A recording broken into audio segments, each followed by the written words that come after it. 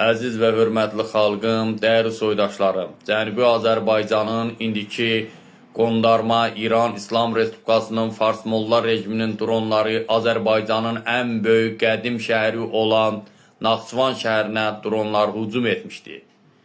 Əziz və hörmətli xalqım, az da olsa fikrimi sizinlə bölüşmək istəyirəm və buradan səslənirəm Azərbaycanın ağıllı siyasətçilərinə və 700 balla universitetə qəbul olan tələbələrə, xalqımı, millətimi və Türk dünyasının, Türk coğrafiyasının, dünya xəritəsindən, İpək yollarına, resurslarından xalqıma, millətimə çatdırın. Hörmətli müəllimlər, bütün Azərbaycanın bölgələrində, Azərbaycanın bütün müəllimlərinə səslənirəm. Məktəblərdə siyasi dərslərin yüksək səviyyədə gələcək gəncə coğrafiyadan, tarixdən izah edin.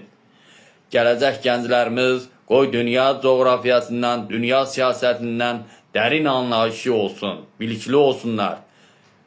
Əziz və hörmətli xalqım, dəyərli soydaşlarım, İranın Naxçıvana hücumun sizə az da olsa öz biliklərimlə, öz düşüncələrimlə, bildiklərimlə və demək olar ki, insanlar içərisində olduğum, Cənubi Azərbaycanda olduğum və eşitdiyim, bildiyim reallıqda və gerçək olaraq, Rusiyanın ərazilərində olaraq və bütün dünya coğrafiyasından, xəritəsindən, dünya siyasətindən, dünya boyda süzgəcdən keçirdərək anlayışım olduğum üçün sizlərə az da olsa yenə də deyirəm, fikrimi çatdıracağım.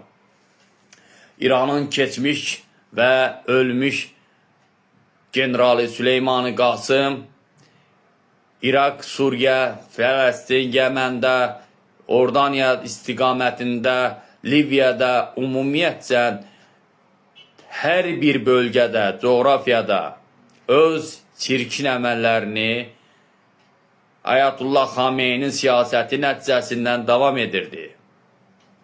Süleyman Qasım, Türk dünyasının düşməni, o cümlədən İraqda Vəhhabilərlə savaşında, IŞİDlə savaşında, Şiə və Sünni savaşında çoxluca Sünniləri öldürmüşdü. Yəni, ərəblərin Süleyman Qasıma böyük nifrəti vardı. Əsasən də Sünnilərin böyük nifrəti vardı Süleyman Qasıma. Çox dərinə getməyəcəm. Süleyman Qasım İraq